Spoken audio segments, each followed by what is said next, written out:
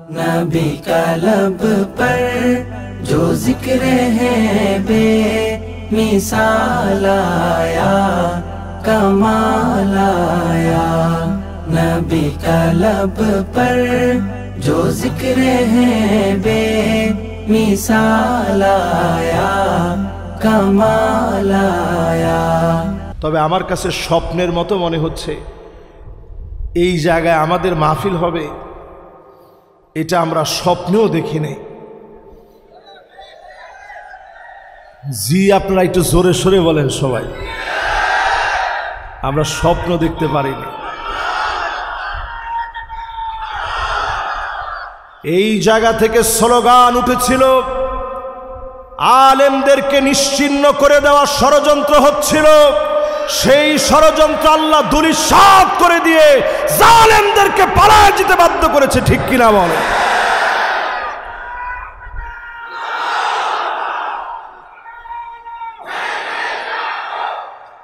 আল্লাহর জান্নাতের ভিতরে প্রথম কাতারে কিছু লোকদেরকে মালিক ডাকবেন, আল্লাযীনা ইয়াহমাদুনাল্লাহ ফিস সাররাই ওয়াদ দাররা।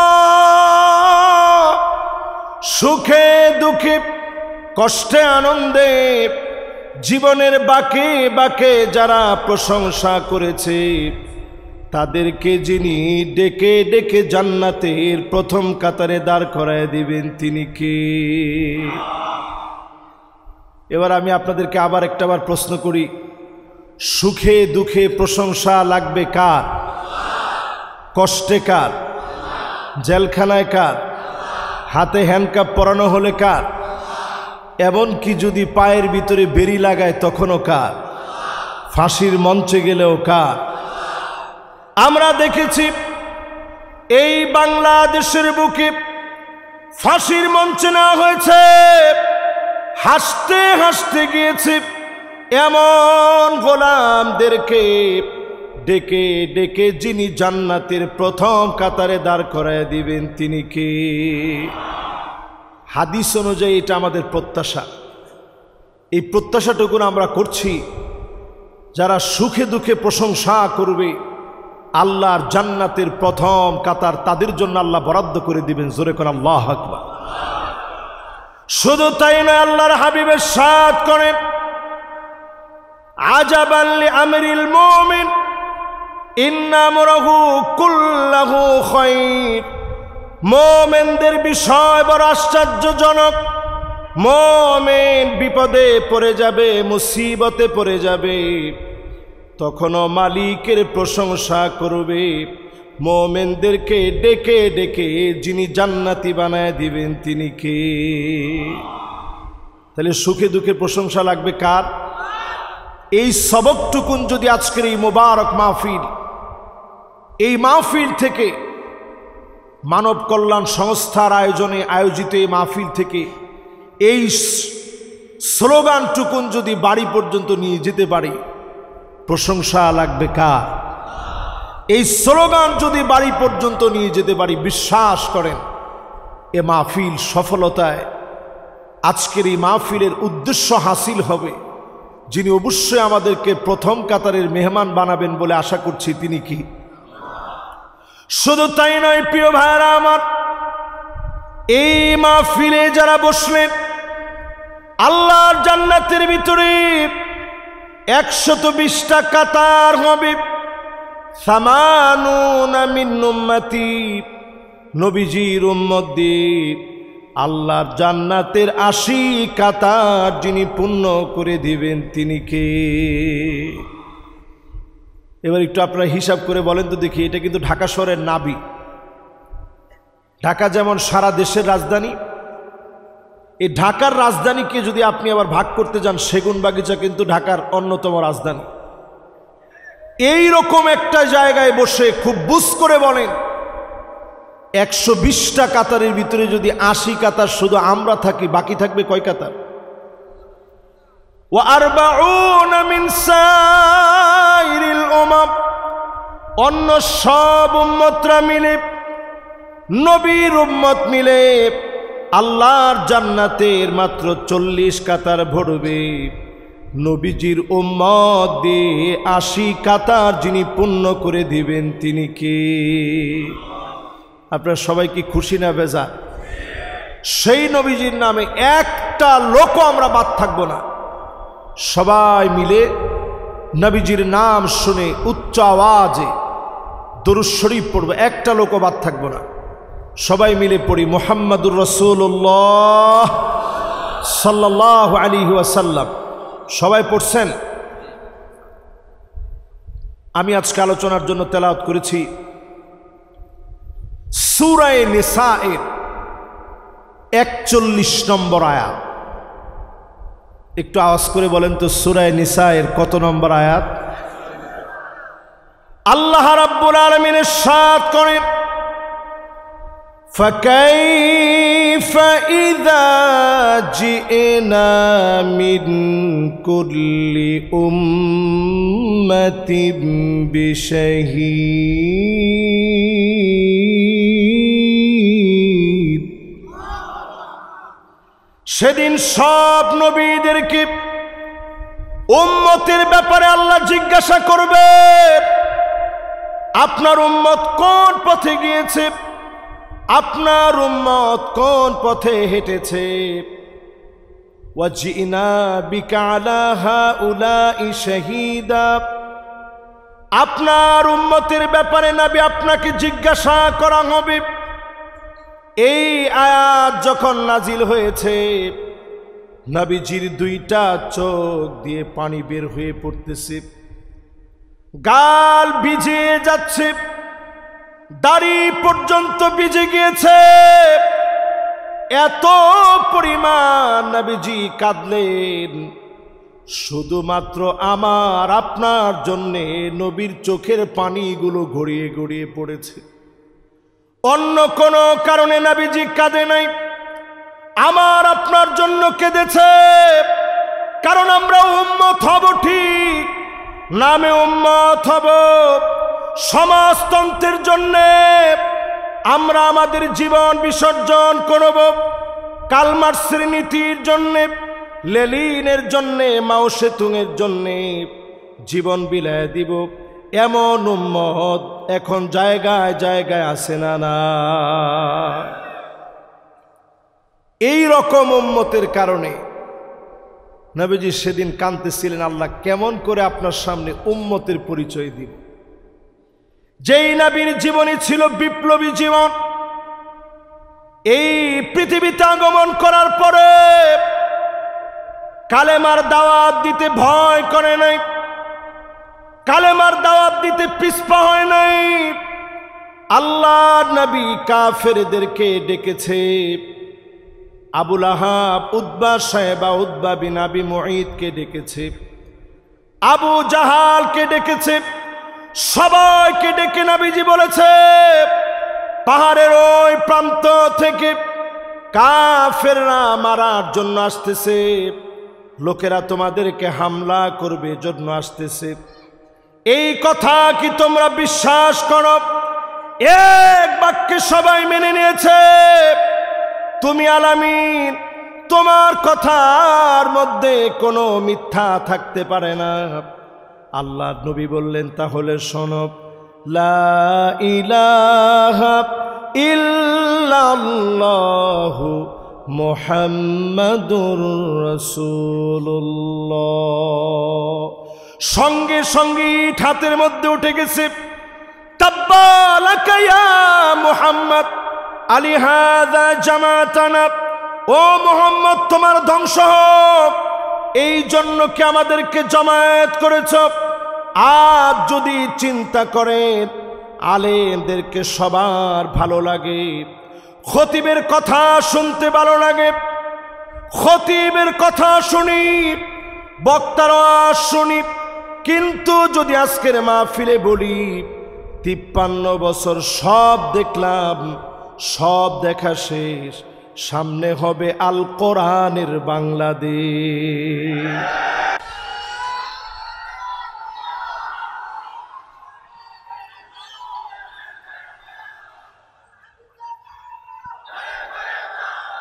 একটু সংশোধন করে দিই, একটু সংশোধন করে দিই। ঘরে ঘরে সারা জীবনই জ্বালাইছেন, আর কত ঘরে ঘরে জ্বালাইবেন? স্লোগানটা এখন ইমান দীপ্ত কণ্ঠে পার্লামেন্টে জ্বালানোর জন্য দেওয়া উচিত, ঠিক কিনা বলে?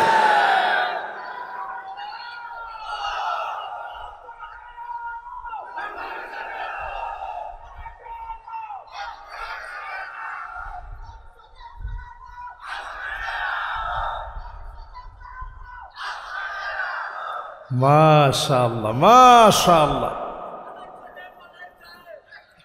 থাক থাক থাক, না পালাইছে তো পালাইছে, এটা সবাই জানে, ঠিক না ভাই?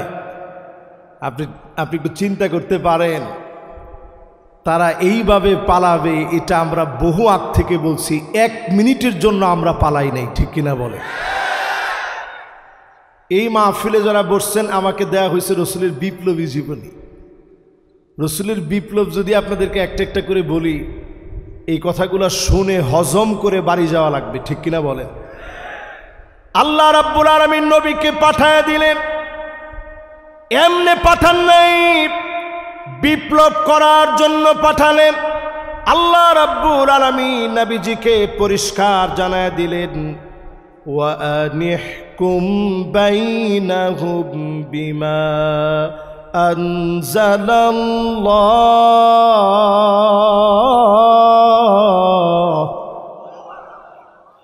নবী বিচার করা লাগবে কোরআন দিয়ে।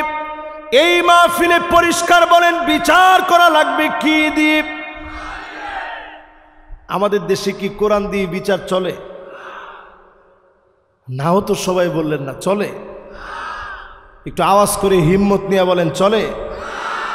তো এই কথা কি আমার কথা না কোরআনের কথা? সূরা মায়েদা 49 নং আয়াত এখন খুলেন মোবাইলে, আল্লাহ পরিষ্কার বলতেছেন, নবী বিচার করতে হবে কোরআন দিয়ে।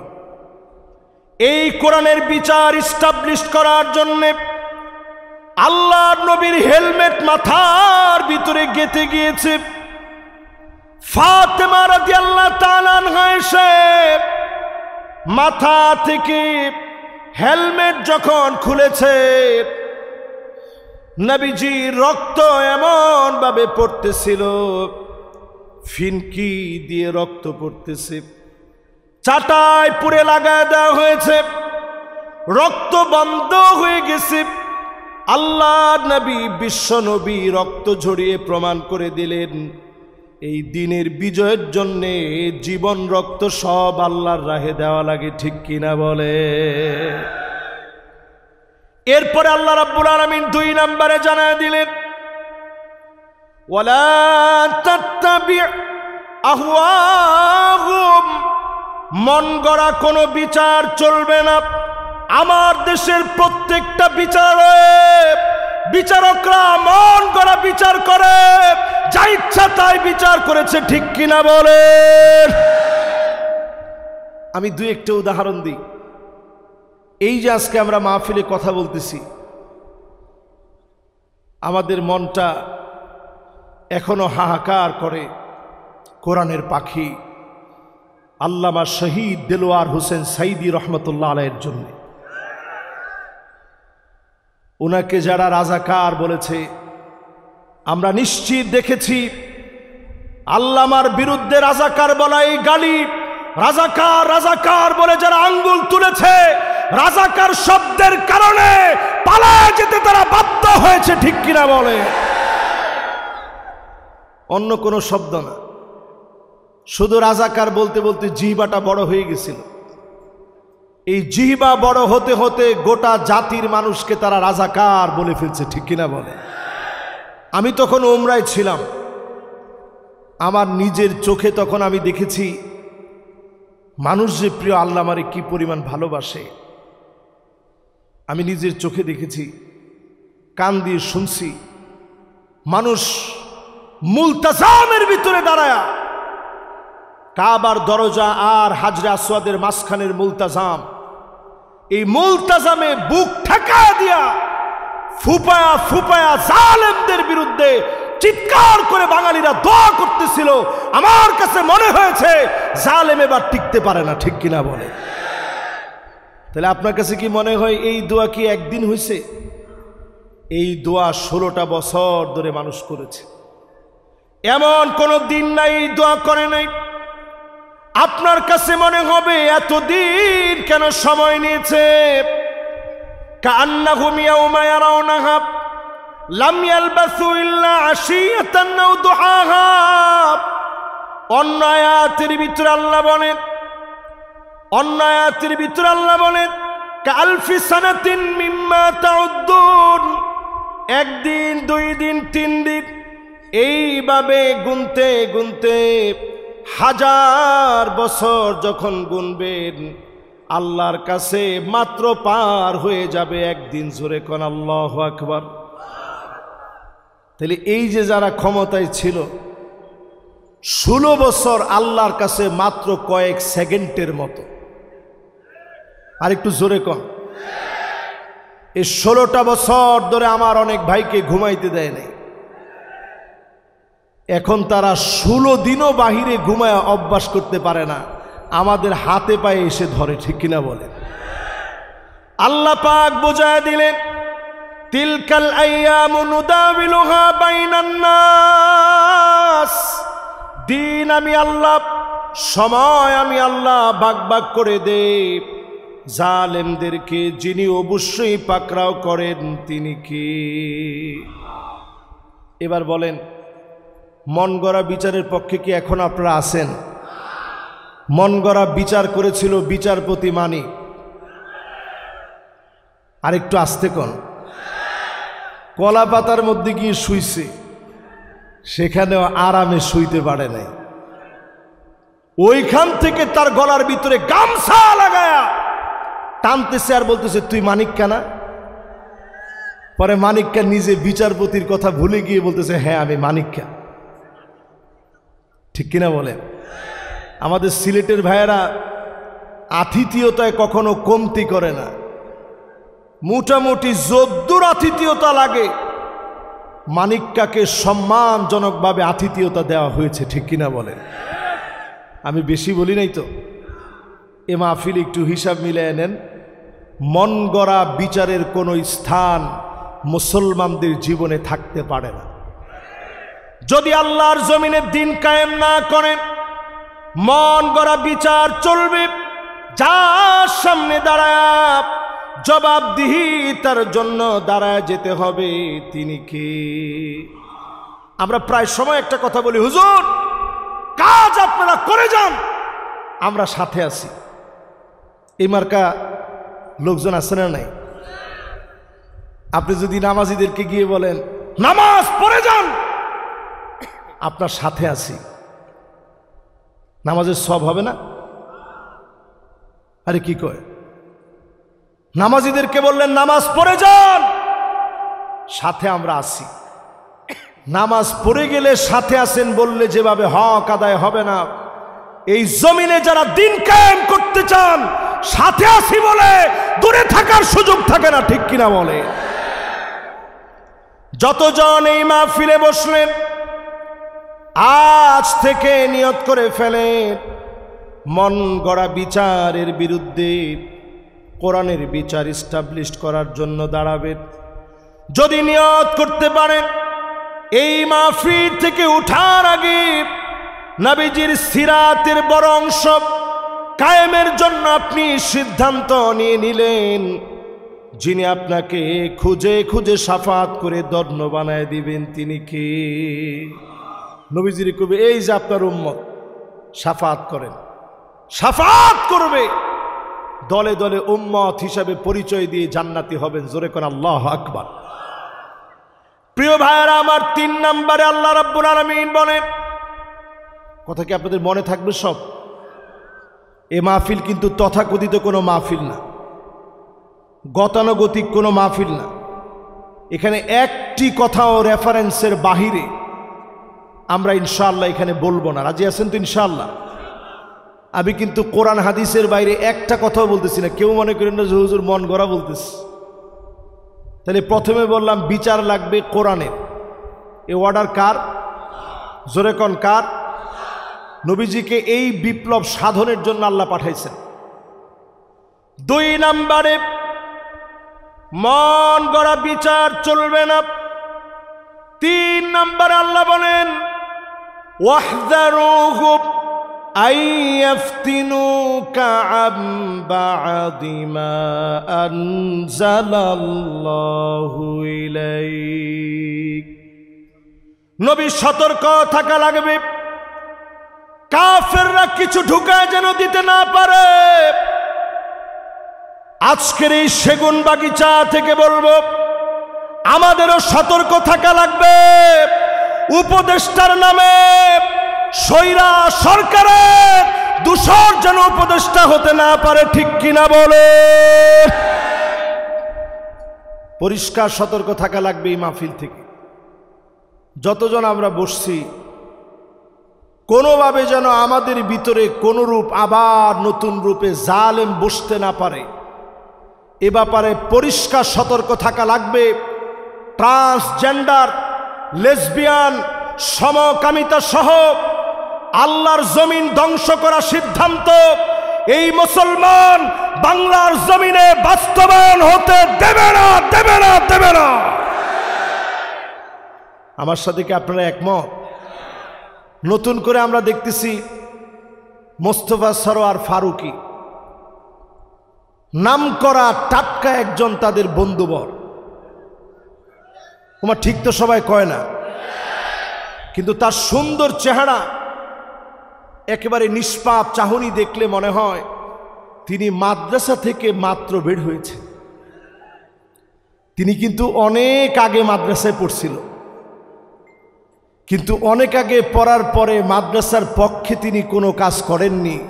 সারা জীবন ধরে যে কোনো রূপ তার চেহারার ভিতরে ভেসে উঠছে। আমরা দেখেছি নাটক দিয়ে সাংস্কৃতিক আগ্রাসন চালায়া বারে বারে দাড়ি টুপি মাদ্রাসাওয়ালাদেরকে অপমান করেছে, ঠিক কিনা বলে? এজন্য আমরা পরিষ্কার আজকের মাহফিল থেকে বলি, মোস্তফা সরোয়ার ফারুকী সহ এই জাতীয় ব্যক্তিদেরকে আপনারা যেমন উপদেষ্টা বানাইছেন, আমরা আবার উপদেষ্টা থেকে নামায় দিতে আমরা কিন্তু সক্ষম, ঠিক কিনা বলেন? জাতি শুধু দেখতেছে, কোরআন বলছে সতর্ক থাকা লাগবে। আমরা সবাই সতর্ক দৃষ্টি রাখছি। যদি আপনারা এই সতর্কতাকে দুর্বলতা মনে করেন, নিশ্চিত বাংলাদেশে আবার আবু সাঈদ মুগ্ধ যেভাবে রক্ত দিয়েছে, আবু সাঈদ আর মুগ্ধের মতো করে আমরা থেমে যাব না। আমরা আবার বলবো, উই ওয়ান্ট জাস্টিস। বাংলাদেশে ইনজাস্টিস কোনো কিছু হবে, হতে দেব না, দেব না, দেব না, ঠিক কিনা বলেন?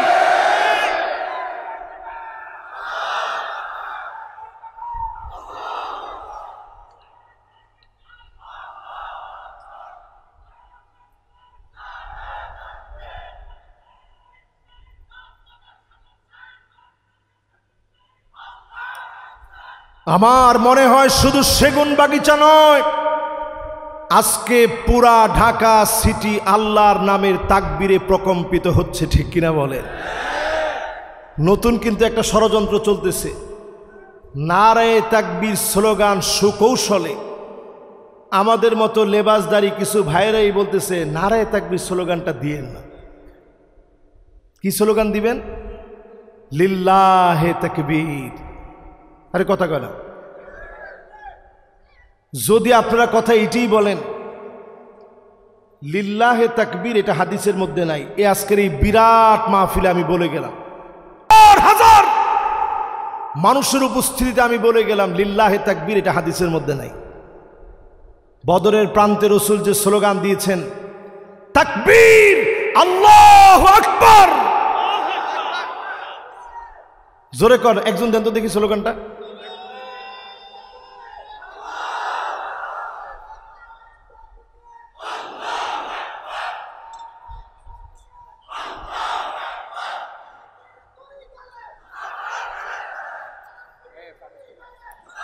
থাক, আমরা নাম নাই বলি, তার নামটা কিন্তু বক্তাদের মতো সুন্দর নাম, খুব সুন্দর নাম। আমি সম্মান আর শ্রদ্ধা রেখেই বলছি, ফারুকী সাহেবকে কেন বসানো হয়েছে আপনারা সবাই জানেন না। আমরা কিন্তু আবার এটার খোঁজ খবর রাখি যতটুকুন পারি। সাংস্কৃতিক একটা আগ্রাসন চালানো হবে সামনে আমাদের দেশে। ভারতীয় অপসংস্কৃতি কিভাবে চালায়া দেওয়া যায় আমার দেশে, এই পুরো তৎপরতার জন্য সে নায়ক হিসেবে কাজ করবে। অন্তত আমরা এটা হতে দেব না, ঠিক কিনা বলেন? এটাই প্রতিবাদ। এবার এই মাহফিল থেকে আমরা পরিষ্কার করে বলি, যতজন আমরা বসছি 3 নাম্বার পর্যন্ত আপনাদেরকে রসুলের বিপ্লবী জীবনের বাস্তবায়ন শোনাইছি। এবার 4 নাম্বার। কয় নাম্বার? 4 নাম্বারে যতজন এই মাহফিলে বসলাম, খেয়াল দিয়ে শোনেন। আল্লাহ রাব্বুল আলামিন বলেন, ফাইন তাওয়াল্লাউ ফাআলাম আন্নামা ইউরিদুল্লাহু আইয়ুসিবাহুম বিবা'দি যুনুবিহিম। নবী, এরপরেও যদি কেউ ঘাড় তেরামি করে, কি তেরামি? এরকম ঘাড় তেরা লোক আমাদের সমাজে আছে না নাই?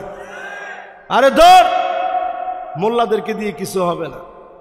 100 বছরও মোল্লারা কিছু করতে পারবে না। এরকম ঘাড় তেরামি যদি আপনি করেন, কোরআন বলছে বড় বড় গুনাহের জন্য না, বিবা'দি যুনুবিহিম, কিছু কিছু গুনাহের জন্য আমি আল্লাহ ধরব।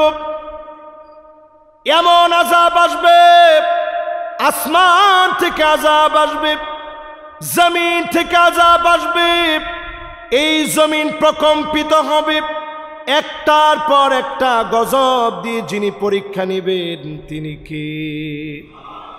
হতে পারে যে জালিম গেছে, এর চাইতে বড় জালেম কাদের উপরে বসায়া দিবে, আলেমদেরকে ধরে ধরে লটকায় রাখা হবে। এখন তো আপনারা ঠিক বলবেন না, আর একটু আস্তে বলেন ঠিক।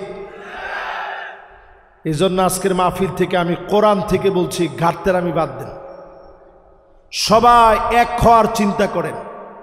কিন্তু আমি স্পষ্ট জানি, এই মাহফিলে আমি 1000 লক্ষ বার বললেও আপনারা আসলে এক হবেন না।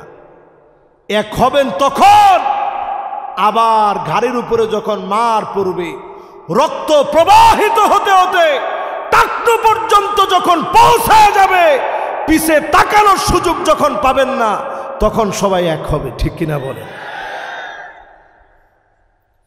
এরপরে 5 নম্বরে আল্লাহ রাব্বুল আলামিন বলেন, ওয়া ইন্না কাসীরাম মিনান নাসি লাফাসিকুন।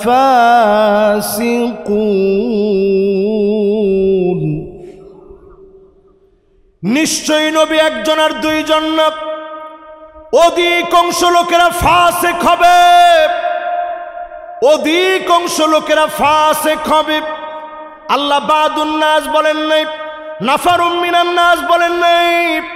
অধিকাংশ লোকেরা ফাসিক হবে, নামাজ পড়বে, রোজা রাখবে, দিন কায়েমের বিরোধিতা করবে। এমন লোক সারা বাংলাদেশে থাকলেও ঢাকার মধ্যে না। কি মনে হয় আছে? 92% মুসলমানের দেশে কোরআনটা ইস্টাবলিশড হোক, অনেক মুসলমানের সন্তান এখনো আমরা চাইতে পারি না। আমার জিটাও তো ঠিক করে কইলেন না, একটু হিম্মত নিয়ে বলেন আসলে কি ঠিক? তাইলে চিন্তা করেন, আল্লাহকে আমাদেরকে মোমেন বলছে না ফাসিক বলছে? সবাই বলেন আরো জোরে। এরপরে আল্লাহ রাব্বুল আলামিন 6 নম্বরে বলেন, আফা হুকমাল জাহিলিয়াতি ইয়াবগুন। নবী এত কিছুর পরে লোকেরা কি জাহিলিয়াতের দিকে চলে যাবে? জাহিলিয়াত মানে অন্ধকারের দিকে চলে যাওয়া। এমন অন্ধকার, যেই অন্ধকার মুসলমানদের বিরুদ্ধে দাঁড়ায় যাবে, ইসলামের বিরুদ্ধে দাঁড়ায় যাবে, আয়না ঘর তৈরি করবে, নিরপরাধ মানুষকে ফাঁসি দিবে। এমন জাহিলিয়াতের পক্ষে নামদারি মুসলমানরা দাঁড়ায় যাবে, ঠিক কিনা বলে?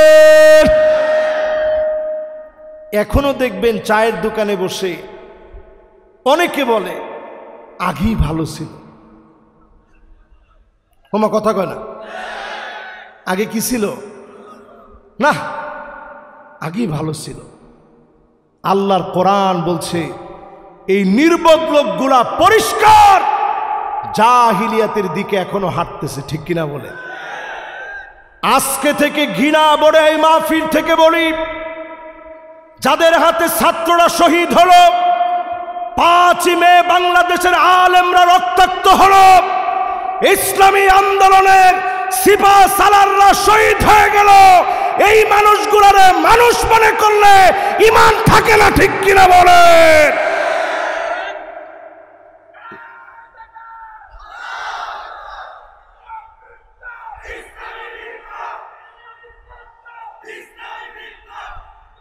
এরপরে আমি একটু শর্টকাটে আপনাদেরকে একটু দলিল দিই।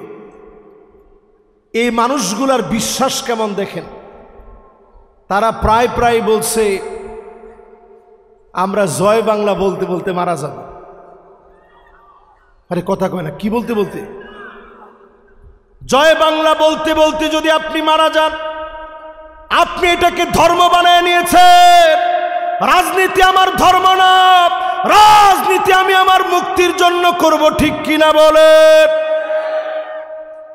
যারা রাজনীতি করে দুনিয়ার জীবনে জিরো হয়েছে, সহিহ বুখারীর একটা হাদিস শোনাইলে আপনার মনটা ঠান্ডা হয়ে যাবে। আল্লাহর নবী বলেন, লা ইউকাল্লিমুহুমুল্লাহ ওয়ালা ইউযাক্কিহিম ওয়ালা ইয়ানজুরু ইলাইহিম। কিছু মানুষের দিকে আল্লাহ তাকাবেন না, কথা বলবেন না, দয়া দেখাবেন না।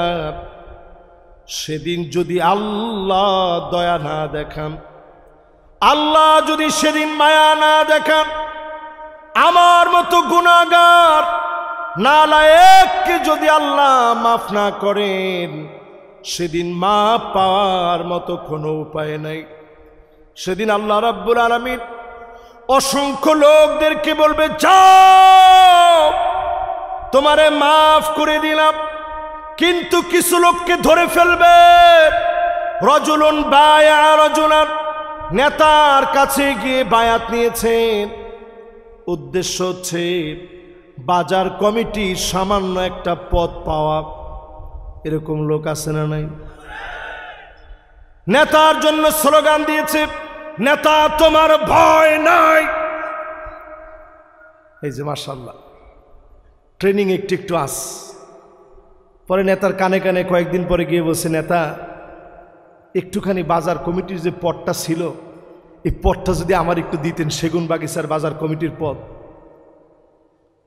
তো নেতা সাথে সাথে বলছে, ধর বেটা, বাজার কমিটির পদ তো 6 লাখ টাকায় বিক্রি হয়েছে। কয় লাখ টাকায়? সাথে সাথে এখান থেকে গিয়ে স্লোগান পাল্টায় ফেলছে, নেতা তোর দরকার নাই, রাজপথে আমি নাই। এরকম লোক এখন আছে না নাই?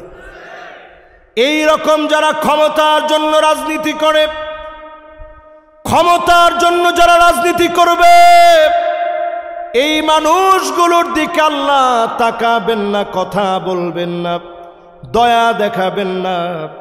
আমরা শুধুমাত্র জমিনে দ্বীন কায়েমের জন্য কাজ করব।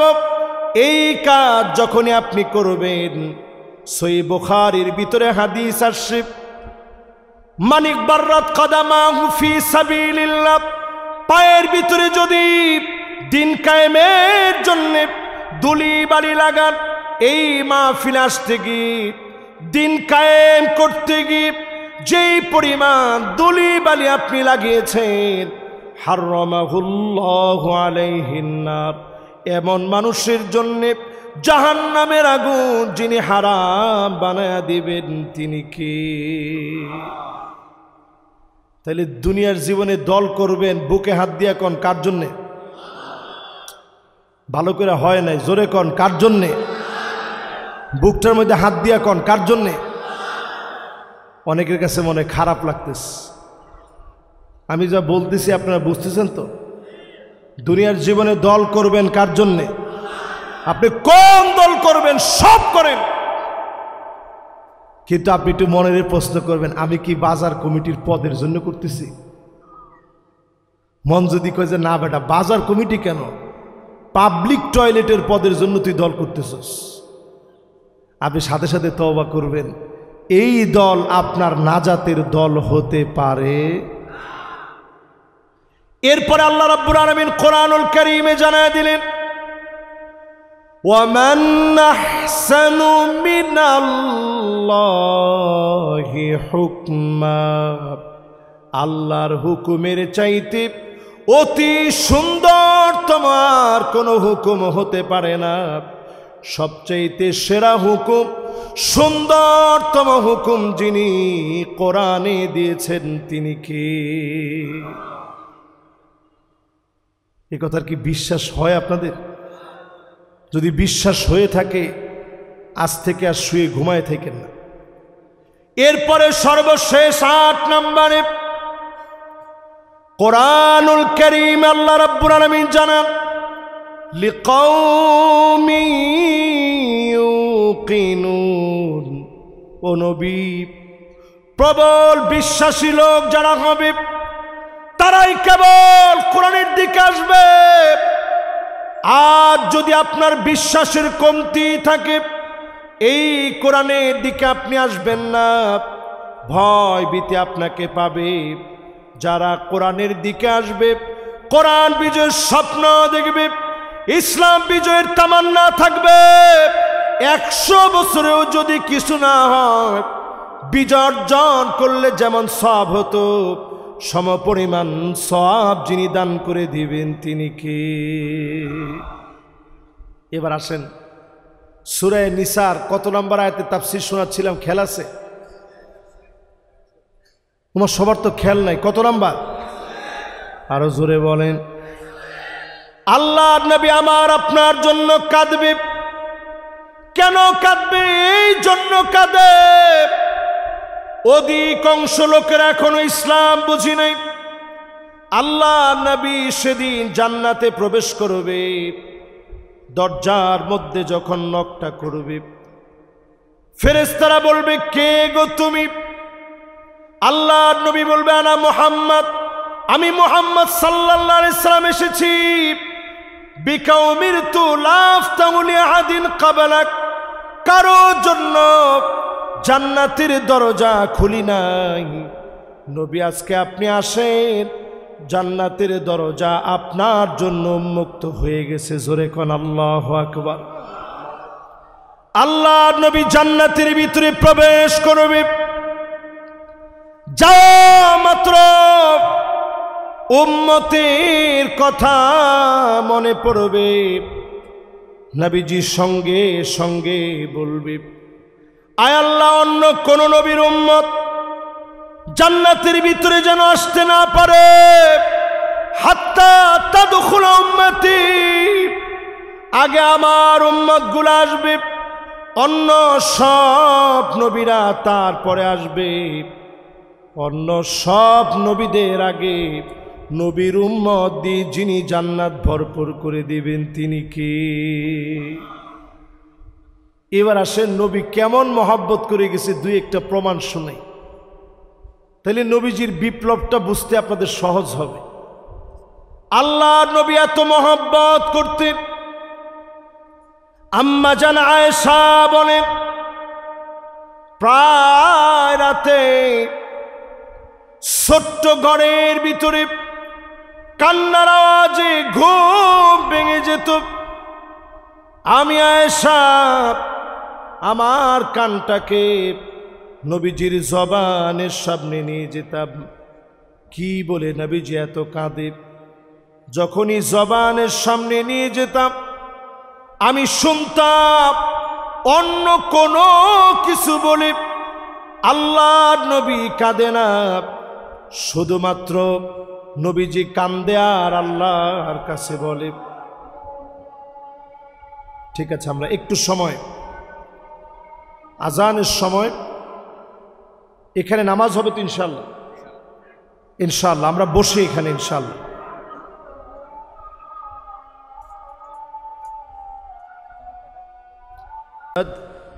আলহামদুলিল্লাহ, আযান হয়ে গেছে, আমরা খুব বেশি সময় আপনাদেরকে আর কষ্ট দিব না,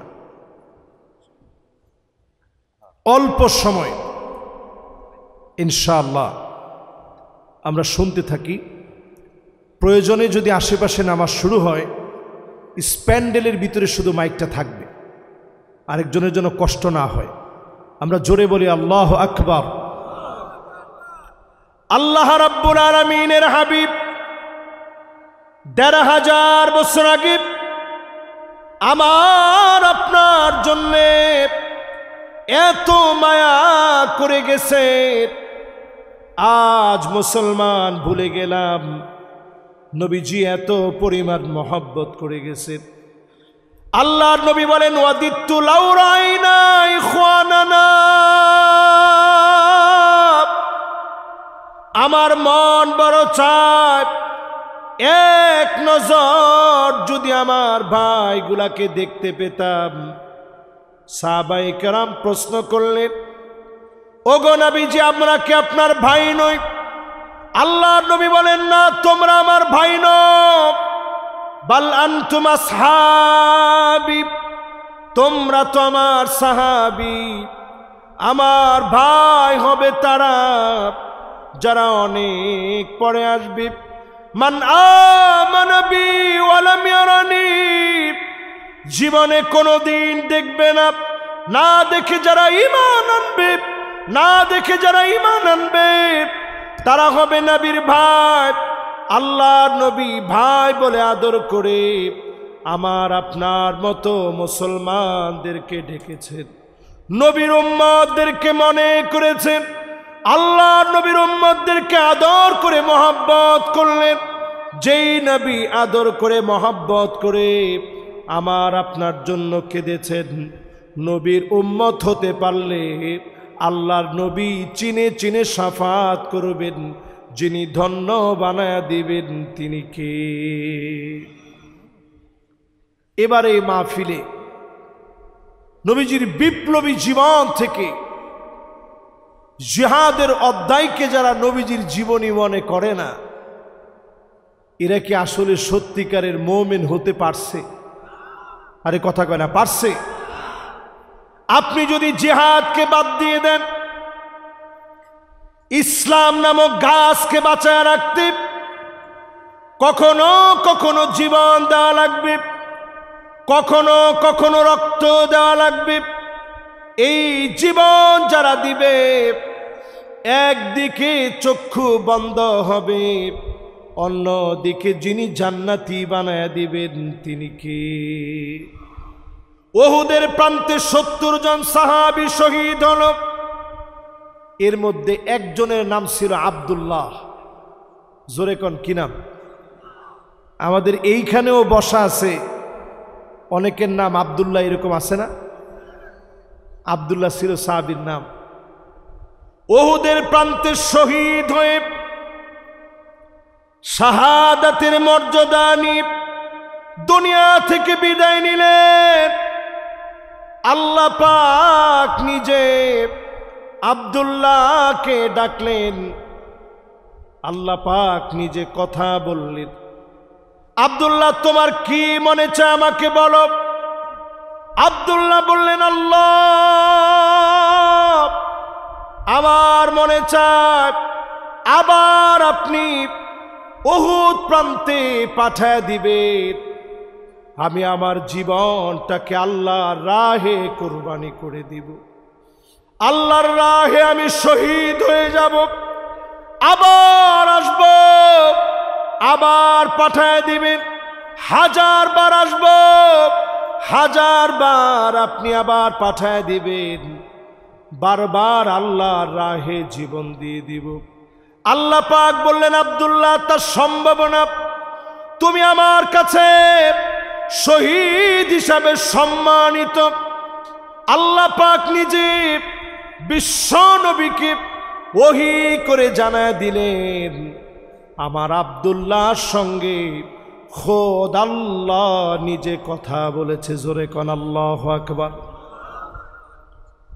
নবীজি যখন শুনল এই কথা, নবীজি সঙ্গে সঙ্গে আর দেরি করে নাই, জাবেরকে ডাকছে, আব্দুল্লাহ রাদিয়াল্লাহু তাআলা আনহুর সন্তান, আপনারা নিশ্চয়ই জানেন জাবের বিন আব্দুল্লাহ। জাবেরকে আল্লাহর হাবিব ডাকলেন, জাবের রে, তোমার আব্বার দাম আল্লাহর কাছে এত বেড়ে গেছে, তোমার আব্বার দাম আল্লাহর কাছে এত পরিমাণ বৃদ্ধি পেয়েছে, স্বয়ং আল্লাহ রাব্বুল আলামিন তোমার আব্বার সঙ্গে কথা বলেছে। হযরতে জাবের নবীজির সামনে দাঁড়ায় কেঁদে ফেলছেন। নবী, আমার আব্বার সঙ্গে আল্লাহ কথা বলছে, আমার আব্বা জীবনটা আল্লাহর রাহে কোরবানি করে দিছে, শহীদ হয়ে গেছে, আল্লাহ এত দাম দিয়েছে আমার আব্বাকে, আব্দুল্লাহ রাদিয়াল্লাহু তাআলা আনহুকে এত দাম দিয়েছে। আল্লাহর নবী বললেন, জাবের, আমি তোমার জন্য কি করতে পারি? হযরত জাবের বললেন, ওগো নবীজি, আব্বা চলে গেছে, অনেক পাওনাদার রেখে গিয়েছে, কেমনে পরিশোধ করব জানি না। আল্লাহর নবী বললেন, ঘরে কি কিছু আছে? সামান্য খেজুর ছাড়া কিছু নাই। নবীজি বললেন, যাও খেজুর নিয়ে আসো, আর পাওনাদারদেরকে ডাকো। একজন একজন করে পাওনাদার নবীজি ডাকলেন, বিসমিল্লাহ বলে নবীজি ফু দিয়ে পাওনাদার একজন একজন করে বিদায় করতেছিলেন। একজন একজন বিদায় করতে করতে সামান্য খেজুরের বরকতে সব পাওনাদার আল্লাহ নবী নিজ হাতে খেজুর মেপে মেপে দিলেন। অবশিষ্ট খেজুর হযরতে জাবেরের ঘরে চলে গেছে। এরপরেও খেজুর শেষ হয় নাই। জোরে বলেন আল্লাহু আকবার। শহীদরা আল্লাহর কাছে এত দাম। আল্লাহর নবী বারবার সাহাবায়ে কেরামদেরকে হাদিস শুনে উজ্জীবিত করলেন, মান আরাদা শাহাদাতা বিসিদকি বাল্লাগাহুল্লাহু মানাজিলাশ শুহাদা ওয়া ইন মাতা আলা ফিরাশিহি। মন থেকে যদি শাহাদাত কামনা করেন, এই জমিনে দিন কায়েমের সিদ্ধান্ত যদি নেন, আপনি যদি বিছানায় শুয়ে মারা যান, যিনি শহীদ বানায়া দিবেন তিনি কে? প্রিয় ভাইরা আমার, যতজন এখানে বসছেন, কিছু ব্যাড হ্যাবিটাস, বদভ্যাস আছে যেগুলা নবীর উম্মতদের সাথে যায় না। আজকে থেকে এই অভ্যাসগুলা একেবারেই বাদ দিয়ে দিন, পারবো ইনশাআল্লাহ। মান আতা কাহিনান, কোন গণকের কাছে যাব না, গোলাপ শামাজারে যাব না।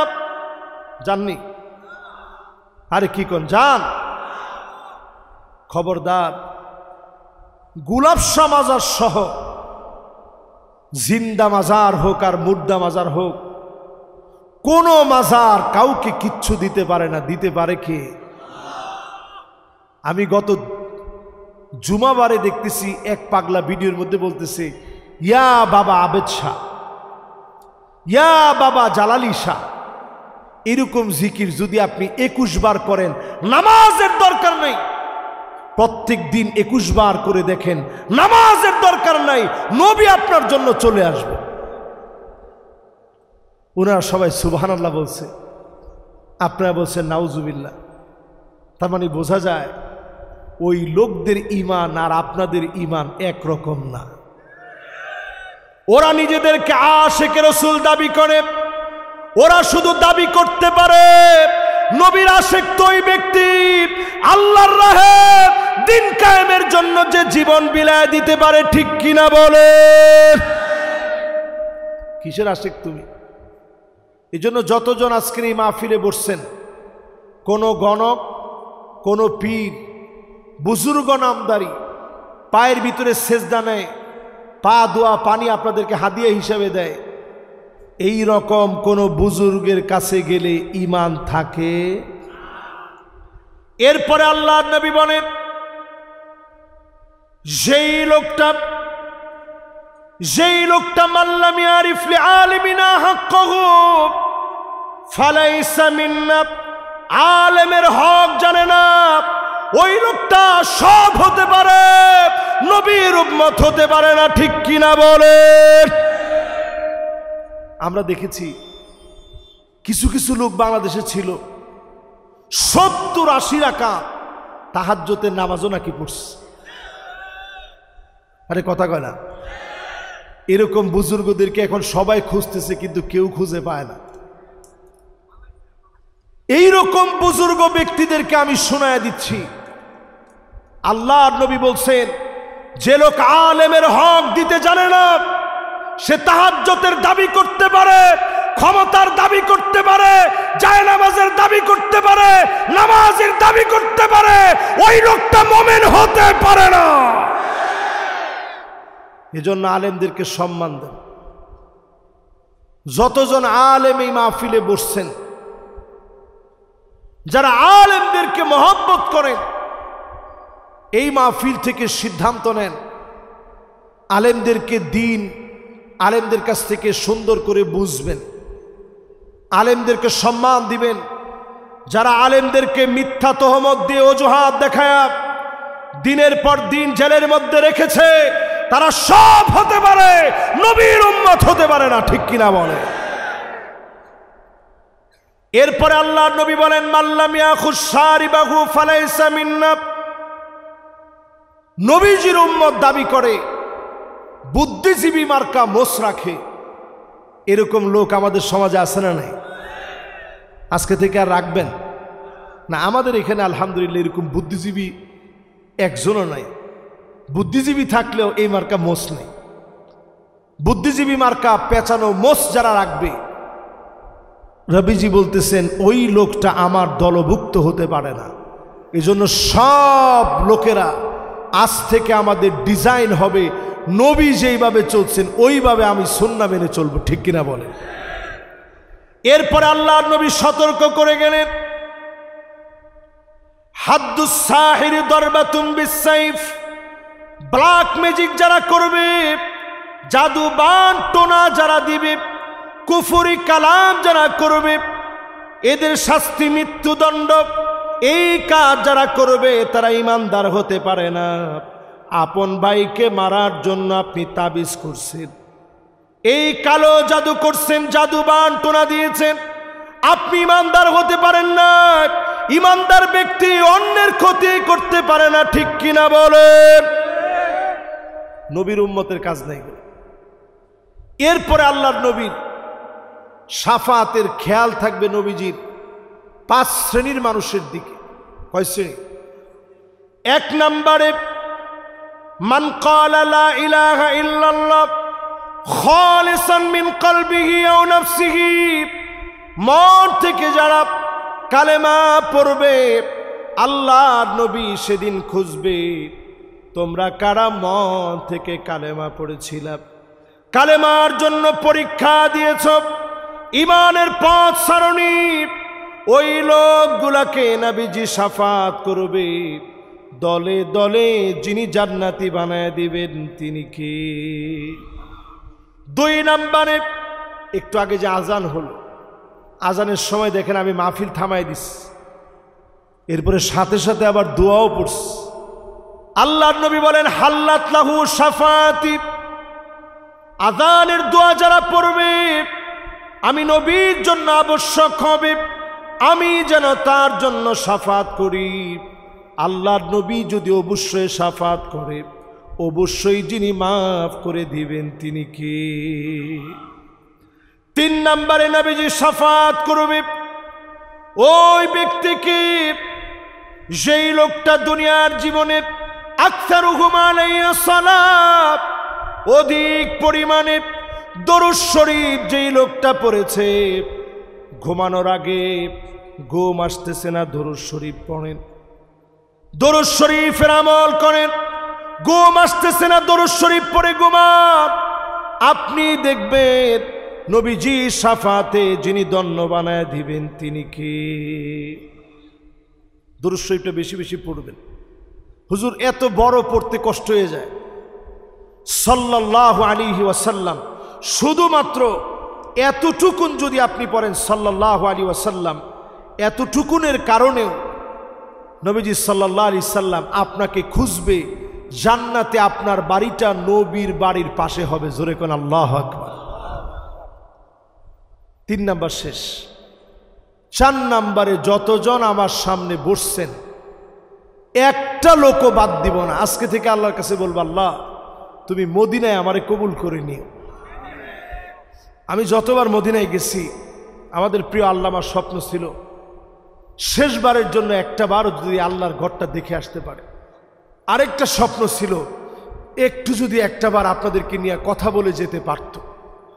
এই জন্য শেষ স্বপ্ন মদিনার জন্য তামান্না রাখবেন। রসুল বলতেছে, আনা শাহিদুল্লাহু, আমি নবী আল্লাহর কাছে সাক্ষী দিব এই লোকটা আমারে বড় ভালোবাসতো। জোরে কোন আল্লাহু আকবার। 5 নম্বরে শাফাতি লিআহলিল কাবাইর মিন উম্মতি, উম্মতের গুনাহগারদের জন্য নবীজি শাফাত করবে। নবীর শাফাতে উম্মতদেরকে যিনি মাফ করে দিবেন তিনি কে? হাতে আমার সময় আর 5 মিনিট। এই 5 মিনিটে 5টা শ্রেণীর লোকদেরকে সাবধান করে দিয়ে যাই এই মাহফিল থেকে। আবার কবে দেখা হয় আমরা জানি না, শেষ দেখাও হতে পারে। 5টা বিষয় সাবধান করে দিয়ে যাই। নবী এদেরকে কিয়ামতের দিন চিনবে না। 1 নম্বরে জালেম। বলেন কি? আরো জোরে। যারা আমাদেরকে ঘরে থাকতে দেয় না, আমাদেরকে যারা জেলের মধ্যে নিয়েছে, আলেমদেরকে ডান্ডা বেরি পরায় যারা টেনেছে, সবগুলোর পরিচয় জালেম। ঠিক কিনা বলেন? 2 নাম্বার, নবীজি কারে চিনবে না, জানবে না, পরিচয় দিবে না। কুল্লু খালিন মারিক, নিরপরাধ মানুষকে অপরাধী সাজাইছে। এই রকম মানুষ সারা দুনিয়ায় থাকলেও বাংলাদেশে নাই। আরে কি বলেন? মদিনা সনদ দিয়ে যারা রাষ্ট্র চালাইছে, এদের মধ্যে এরকম লোক দেখছি কবরে চলে গেছে, তার নামে 27টা মামলা হয়েছে, 3টা হইলে 30টা পুরা হবে। এরকম লোক ছিল কি ছিল না? নবীজি এদেরকে কিয়ামতের দিন চিনবে না। কিছু হইলেই যে আপনি কন হুজুর অসুবিধা নেই, যা কর কইতে থাকেন, নবীজি শাফাত করবে, চেলচেলায় আল্লাহর জান্নাতে চলে যাব। এই চেলচেলায় যাওয়ার সিস্টেম নাই। নবীজি সেদিন এদেরকে চিনবে না, ডাকবে না। 3 নম্বরে বিদআতি, সাহিবুল বিদআত। বিদআত যারা করবে, বিদআতকে প্রশ্রয় দিবে, আল্লাহ নবী তাদেরকে চিনবে না। 4 নম্বরে মুশরিক যারা প্রতিনিয়ত শিরিক করে, বাবার মাজারে গিয়ে সেজদা দেয়, পাক্কা মুশরিক। মুশরিকদের সঙ্গে কোনো সম্পর্ক নাই। ঠিক কিনা বলেন? এরকম মুশরিক আমাদের বাংলাদেশে এখনো আমরা পাচ্ছি, দেখতেছি। যারা বলতেছে ইয়া জালালি, ইয়া জালালি, ইয়া বাবা আবেদ শাহ, এই নাম বললে নাকি নবীজি আপনার জন্য চলে আসবে। জোরে কর নাউজুবিল্লাহ। এগুলো কোন দরজার মুশরিক একটু চিন্তা করে। নামাজের দরকার নেই। এই রকম মুশরিকদেরকে নবীজি শাফাত করবে না। 5 নাম্বার শেষ কথা বলি, মাইয়ুকাযযিবু বিশ-শাফাআত, যেই লোকটা শাফাতকে মিথ্যা মনে করবে, আল্লাহর নবী তাকে শাফাত করবে না। অন্য সব লোকদেরকে আল্লাহর নবী শাফাত করবে। নবীজি শাফাতের কারণে যিনি মাফ করে জান্নাতি বানায় দিবেন তিনি কে? আমার নবীর কথা কোরআনুল কারীমে আল্লাহ রাব্বুল আলামিন 1 বার আর 2 বার না, 2672 বার 1203টা আয়াতের ভিতরে নবীজির নাম, আল্লাহ রাব্বুল আলামিন নবীজির কথা, নবীজির গুণগান, নবীজির শান 2672টা জায়গার ভিতরে শুধু আয়াতের ভিতরে 1203টা আয়াতে নবীজির কথা আল্লাহ বলছে। জোরে কোন আল্লাহু আকবার। সে নবীজির কথা থেকে যতটুকুন কথা আমরা বললাম, আল্লাহ তাআলা আমাদেরকে মানার তৌফিক দান করুক, পড়েন আমিন।